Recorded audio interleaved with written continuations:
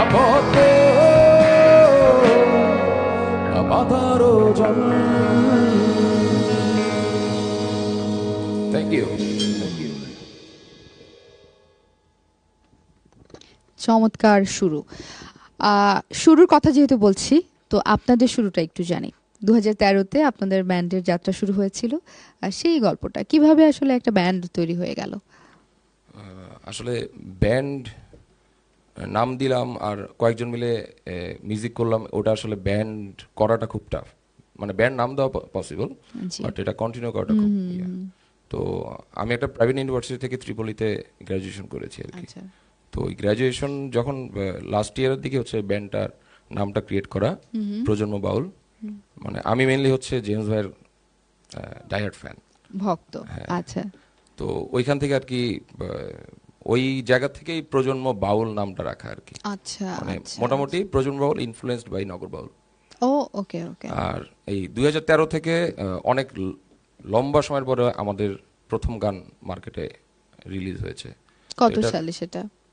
এটা 2021-22-এ 21-22-এ দিকে প্রথম গান। ওকে। মাঝখানে পুরা সময়টাই ছিল চেষ্টা করা আর কি, কিছু একটা করার। শিল্প তো সাধনার বিষয়, এটা তো একদিনে হয় না, সুতরাং আপনারা চেষ্টা করেছেন। বাউল নামটাও কিন্তু ব্যাপারটা সেরকম। বাউল শব্দের হচ্ছে যে সন্ধান করে, খুঁজে বেড়ায়। তো আমরাও চেষ্টা করছি আমাদেরকে খুঁজার। চমৎকার দর্শন। শুনবো আপনাদের গানও একে একে, তো চলেন আরেকটা গান শুনি। আমাদের প্রথম অ্যালবাম প্রজন্ম বাউলের অলিক মায়া, তো ওই অ্যালবামের 4টা গান রিলিজ হয়েছে, তো ওখান থেকে একটা গান করছি, দুষ্টুমে। জি।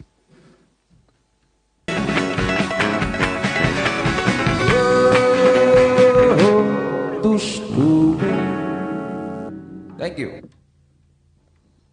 বাহ, চমৎকার। এবং গানটা শুনে একবার মনে হলো না যে প্রথমবার শুনলাম, মনে হলো থ্যাংক ইউ থ্যাংক ইউ। এর আগে শুনেছি, অনেক চেনা, অনেক পরিচিত একটা গান। রিলিজ হওয়া প্রথম গান ছিল এটা? আমার প্রথম গান ছিল। বাহ, দারুণ। ওকে, আমরা এবারে যেটা করতে পারি, একটু দর্শকদের সাথে কানেক্টেড হওয়ার জন্য চলেন আমরা এসএ টিভির ফেসবুকে চলে যাই এবং সেখানকার কিছু কমেন্ট নিয়ে নিই। কারা রয়েছেন দেখে নিচ্ছি। বেশ অনেকেই জয়েন করছেন আমাদের সাথে। My name is Rohit, I am a big fan of band songs and আমি এসএ লাইভ স্টুডিও সব সময় শুনি, আর I am also big fan of Prajanma Baul. Thank you. Thank you Rohit. আরেকটি গান শুনতে চাই, মীরাবাই। আচ্ছা, মীরাবাই রিকোয়েস্ট এসেছে। আচ্ছা, মাতৃভাষার অগ্রিম শুভেচ্ছা তোমাকেও রোহিত। সেই সাথে গানের অনুরোধ করেছেন, জেমস ভাইয়ের গান শুনতে চান। ঠিক আছে, থ্যাংক ইউ রোহিত। ফোন আছে আমাদের সাথে, আমরা একই সঙ্গে পাশাপাশি কমেন্টের পাশাপাশি ফোন নিয়ে নিচ্ছি। হ্যালো দর্শক, কে রয়েছেন আমাদের সাথে আজকের প্রথম কলার? হ্যালো। হ্যালো, আসসালামু আলাইকুম। ওয়ালাইকুম আসসালাম। আপনাকে অনেক ধন্যবাদ আমার ফোন রিসিভ করার জন্য। আমি প্রজন্ম বাউলের ভোকালিস্ট শামুকে বলছি। ওর আজকের লুকটা খুবই সুন্দর হয়েছে এবং আমি চাই ও আরো বড় হোক, অনেক বড় গায়ক হোক। ওর জন্য অনেক দোয়া রইল। Shamu, thank you thank you. তোমাকে অনেক অনেক শুভেচ্ছা। থ্যাংক ইউ আপনাকে। এবং তোমার ওই যে আমার ফেভারিট ওই গানটা তুমি গেয়ে ফেলো সময় পেলে। না, আমার ভয়েসটা খুব পরিচিত লাগছে। শামু, আমি নোমান বলছিলাম। ও আচ্ছা আচ্ছা, ওকে, থ্যাংক ইউ। থ্যাংক ইউ, অসংখ্য ধন্যবাদ আমাদেরকে ফোন করবার জন্য এবং নিশ্চয়ই আমাদের সাথে শেষ পর্যন্ত থাকবেন। সেই সঙ্গে যারা দর্শক ফোন করছেন, আমি একটু মনে করিয়ে দিই, আপনারা অবশ্যই টেলিভিশনের ভলিউমটা কমিয়ে তারপর ফোনে আমাদের সাথে কথা বলবেন, তাহলে ঠিক এই যে এই রকম স্মুথলি আমরা কথা শুনতে পাবো এবং কথা বলতে পারবো। তো প্রজন্ম বাউলের কাছ থেকে আরেকটি গান শুনে ফেলবো ঝটপট, চলেন।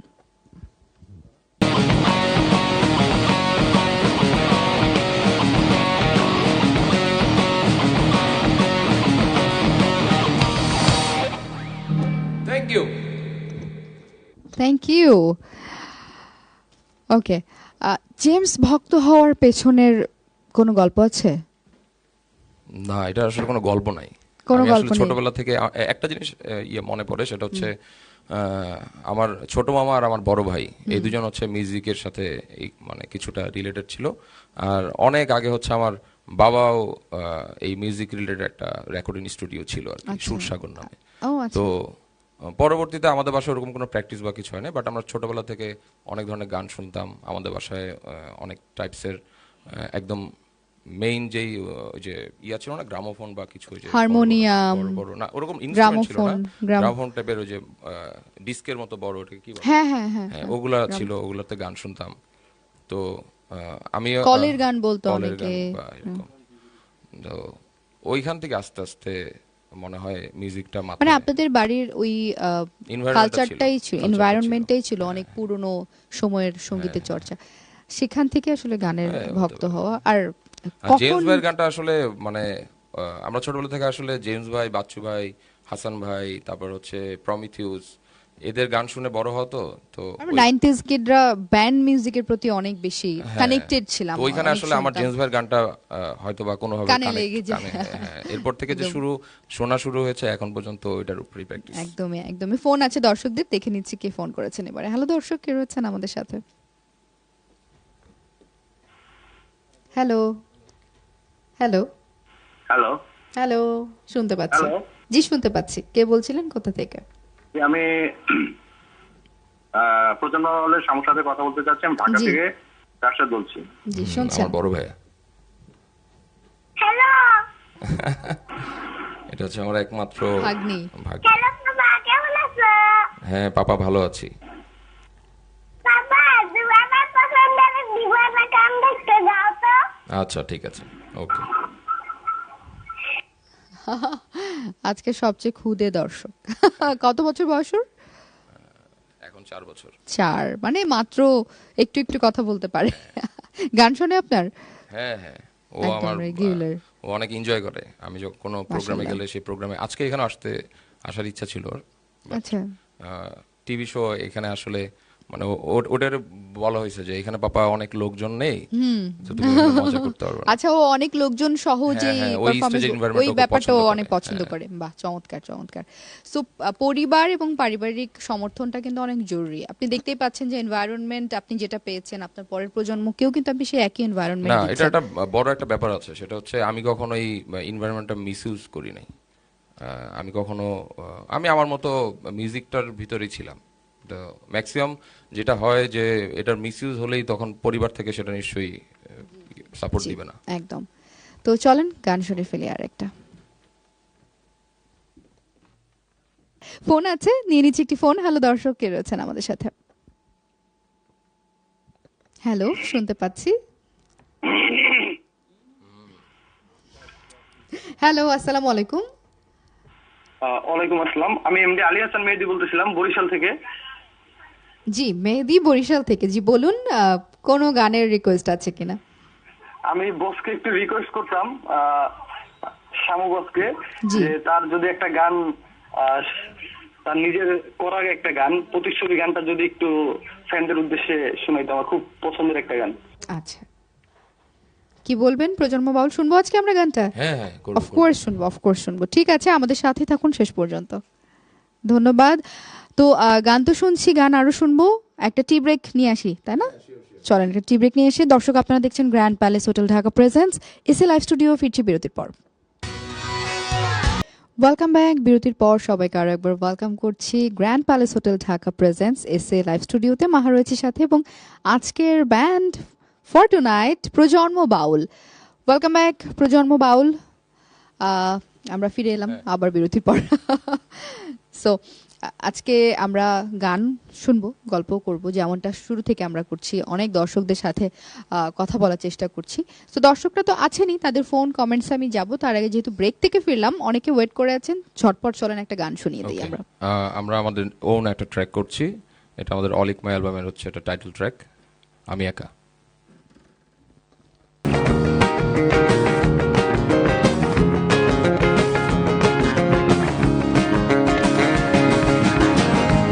আগে যদি একই গল্পে লেখা প্রজন্ম বাউলের সাথে হবে দেখা।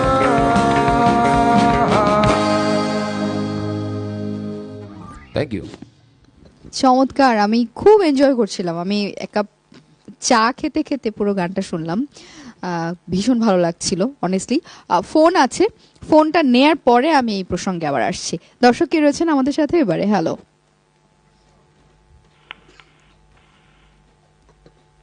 Hello, hello. আচ্ছা, লাইনটা কেটে গেছে।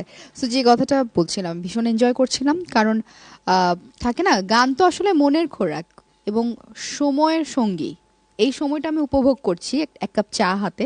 এই সময়টাকে সে কতটুকু থাকে না আমার সাথে রয়েছে, গানটা কতটুকু আমার সাথে রয়েছে, এই ব্যাপারটা কিন্তু আমি জানি আমি অনেক কঠিন করে বলছি কিনা, বাট যেটা বলার চেষ্টা করছি হয়তো আপনি বুঝতে পারছেন, তাই না? তো কখনো কখনো হয়তো আমার সময়টা একটু ডাউন, মানে গানটা খারাপ। এরকম, মানে দেখা গেছে যে একটা সুখের গান দুঃখের সময় শুনলে ভালো লাগবে না। Right, অরিজিনাল যে right. ফিলটা, হ্যাঁ, লিকারটা ঠিক হলে তখন চাটাও ভালো লাগে।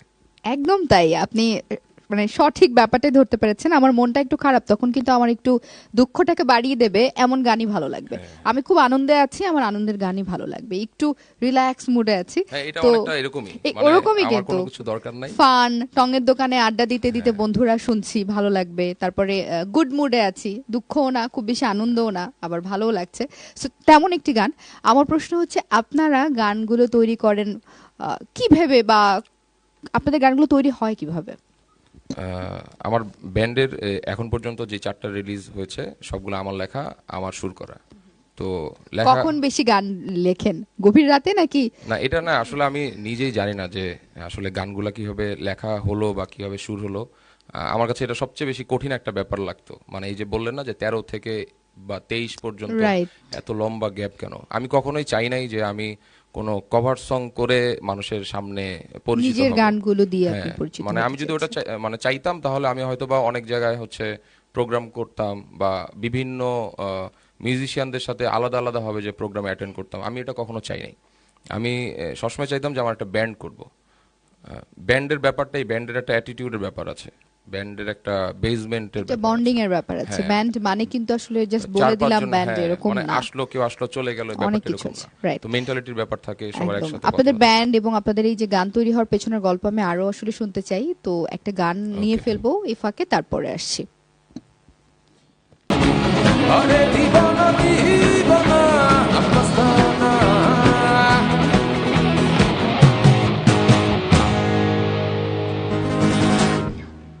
Thank you. Thank you.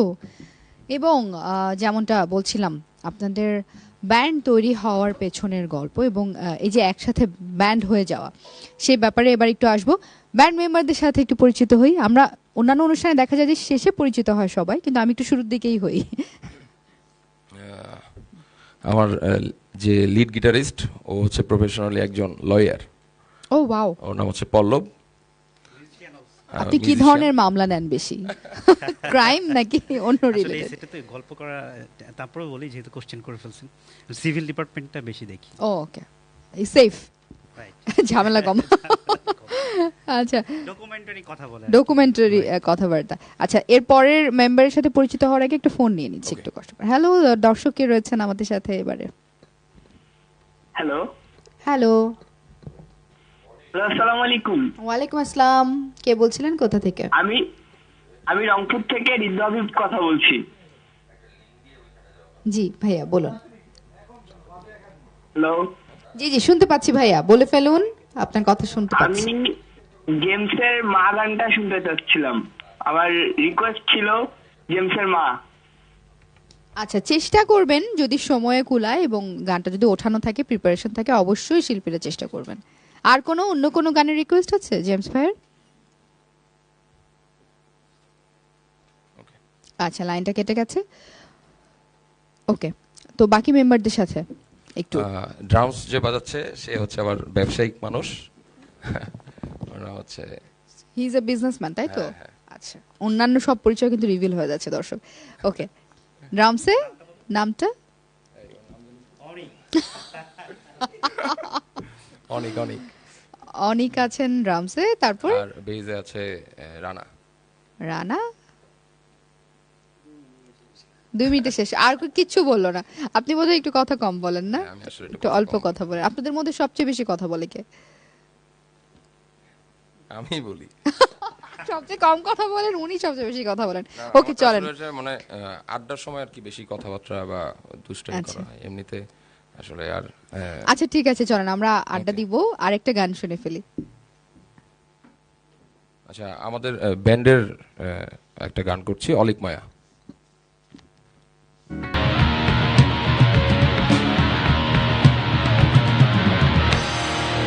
তুমি বড্ড বোকা,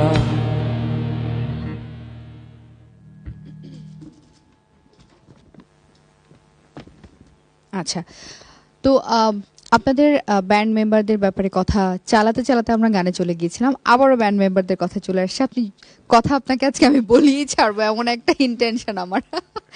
আচ্ছা, আমরা তো বলছিলামই আড্ডা এবং গান, সুতরাং ধরেই নেন এটা একটা আড্ডা। তো এই আড্ডায় একটু জানতে চাই যে আপনার কি শুরু থেকে একসাথে? না না না, শুরু থেকে একসাথে না।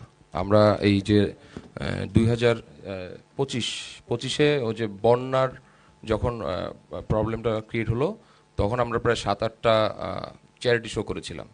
তো তখনই হঠাৎ করে হচ্ছে সবাই একসাথে হয়ে গেল, আর তখন থেকেই শুরু আর কি। ও মেঘ ঝড় হয়ে যাও, ধুলো মাখা জীবনে আলো জ্বেলে দাও। ও মেঘ ঝড় হয়ে যাও, থেমে থাকা জীবনের দিক বলে দাও। ও মেঘ ঝড় হয়ে যাও, ধুলো মাখা জীবনে আলো জ্বেলে দাও। ও মেঘ ঝড় হয়ে যাও, থেমে থাকা জীবনের দিক বলে দাও। Thank you. Thank you. এটা আমাদের ব্যান্ডেরই সং, প্রতি নিজেদের গান মনে হচ্ছে। যেটা হচ্ছে ফোন কলে রিকোয়েস্ট আসছিল। আচ্ছা আচ্ছা, এই গানটার কথা বলছিল, তার মানে এই গানটা দর্শকদের কাছে বেশ পছন্দের। হ্যাঁ হ্যাঁ, এই গানের পেছনের কোনো গল্প আছে, কিভাবে তৈরি হলো গানটা? আসলে মানে যখন গানগুলো লিখি তখন আসলে কোনো কিছু মানে এক্স্যাক্টলি চিন্তা করি বা এরকম না। আমার কাছে যেটা ফিল হয়, আমি আসলে লেখার পরে আসলে পরে মনে করি যে আচ্ছা এই গানের অর্থটা কি হইলো বা এই গানের মিনিংটা আসলে কিভাবে যায়। এই গানটার মানে প্রতিটা গানেরই একটা নিজস্ব মিনিং থাকে। যে লেখে তার কাছে যে মিনিংটা হয়তোবা দর্শকের কাছে ওই মিনিংটা ওইভাবে আসে না বা যায় না। তো এই কারণে এই গানের প্রতিটা লাইনের এক একটা মিনিং যেটা ছিল সেটা আমি নিজেই একবার মানে ডিটেলস বলা ছিল। যেমন হচ্ছে প্রথম যে লাইনটা, কেন জানি সব দূরে চলে যায়, ছায়াহীন আলোতে ভয় হয়। এই জিনিসটা হচ্ছে আমাদের যখন আস্তে আস্তে বয়স বাড়ে বা বয়স না বাড়লেও আমরা কিন্তু আস্তে আস্তে এক সময় একা হতে থাকি। তো তখন আসলে ছায়াহীন আলোটা হচ্ছে আপনি এটা ধরে নিতে পারেন আপনার যে আজরাইল ব্যাপারটা আর কি, ওই চিন্তা থেকে ছায়াহীন আলো, ওই ব্যাপারটার উপরে আস্তে আস্তে ভয় আসা শুরু করে। আর লাস্টের দিকে যেই ব্যাপারটা ছিল যে তুমি না থাকলে বাঁচবো না, আর ব্যাপারটা আমি তুমি না, এটা এটা হচ্ছে আমরা যেই স্বপ্নটা দেখি বা একটা আশা করি, সেই ব্যাপারটা যদি না থাকে, যে একটা ইচ্ছা করলাম একটা স্বপ্ন দেখলাম বাট ওটা হলো না, তখন কিন্তু আলটিমেটলি এরকম হয় না যে আমরা ওইটা না থাকলে মরে যাব, হ্যাঁ ওটার জন্য বাঁচবো না, ব্যাপারটা তা না, আমরা এরপরে আরেকটা স্বপ্ন দেখি। তো এইভাবে আস্তে আস্তে ইয়ে যায় যে তুমি না থাকলে বাঁচবো না, আর এ তো সত্যি নয়। নিজের ভেতর কিছু অনুভূতি ক্ষয় হবে, কিছু চিন্তা ভাবনার পরিবর্তন হবে, কিন্তু স্বপ্ন দেখা বাদ থাকবে না।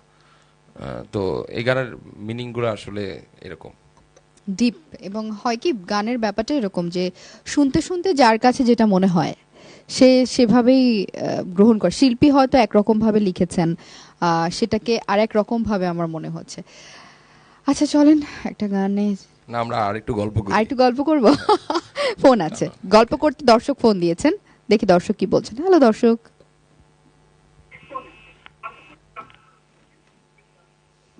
দর্শক, আপনার টেলিভিশনের ভলিউমটা শুরুতেই কমিয়ে নিতে হবে, না হলে আমার কথা শুনতে পাবেন না।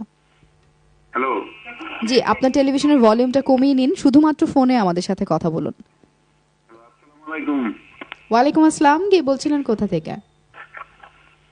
আমি ওই জালুকাঠি থেকে বলছি, অবসরপ্রাপ্ত পুলিশ। জি, শুনতে ভালো পাচ্ছি। আছো না? জি ভালো আছি।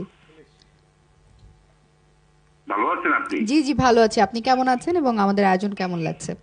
আমি তেমন ভালো নাই, একটা গান শুনবো, ওই ভাইয়ের কাছে একটা গান শুনবো। হ্যাঁ হ্যাঁ ভাইয়া, গান শোনাবেন। কি গান শুনতে চান বলেন? ওই জেমসের আমার সোনার বাংলা আমি তোমায় ভালোবাসি, জন্ম দিয়েছে বলে মা তোমায়, এই জেমসের এই গানটা।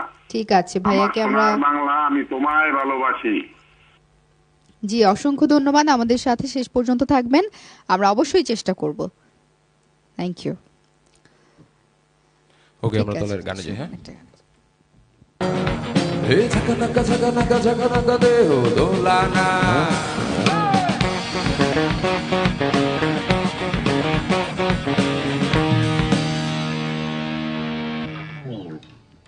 Thank you. Thank you. আমরা নিচ্ছি আমাদের লাস্ট ব্রেক, আর একটা ছোট্ট ব্রেক।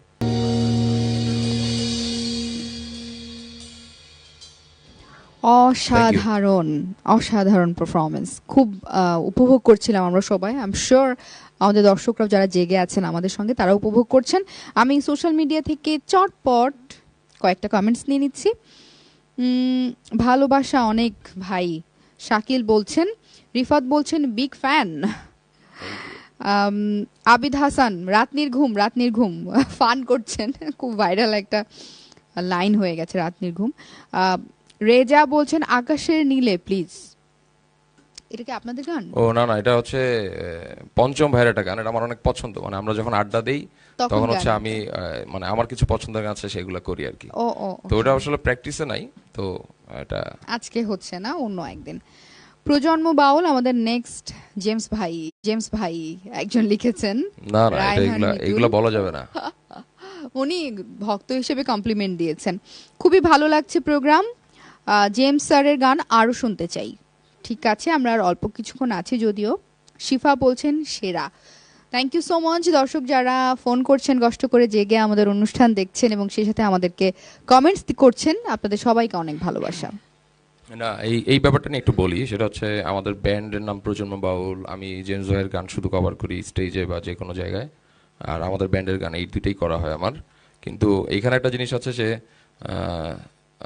অনুকরণ আর অনুসরণ এই দুইটা আলাদা জিনিস। তো মানে আমি চেষ্টা করি যে অনুকরণটা বাদ রেখে অনুসরণটা করা, এটা করাটাই ভালো। একদম তাই। চলেন একটা গান। দুই দিনেরই এক চেন, আরে দুই দিনেরই। Thank you. Thank you. চমৎকার একটা সময় কাটলো আপনাদের সাথে। এখনই যেতে দিচ্ছি না, আরো একটি গান শুনবো, শেষ গান। এবং আপনাদের যদি কিছু বলার থাকে তাহলে শুনতে পারি আমরা, কারণ এরপরে আমি বিদায় নিয়ে নিব দর্শকদের কাছ থেকে।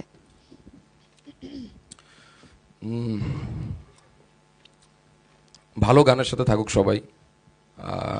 ভালো গানের সাথে থাকলে, ভালো ব্যান্ড বা ভালো ক্রিয়েটিভ কোনো কিছুর সাথে থাকলে সেটা আরও সামনের দিকে আগানোর জন্য একটা শক্তি পাওয়া যায়। আর আমাদের ব্যান্ডের একটা ট্যাগলাইন আছে, জয় হোক প্রজন্মের। তো এটাই আসলে আমাদের মেন কথা। Thank you so much. আপনারাও ভালো থাকবেন। আপনাদের সঙ্গে আবার আপনাকে অনেক অনেক ধন্যবাদ। আর গ্র্যান্ড প্যালেস হোটেল ঢাকাকে অনেক অনেক ধন্যবাদ আমাদেরকে এত সুন্দর একটা প্ল্যাটফর্ম তৈরি করে দেওয়ার জন্য।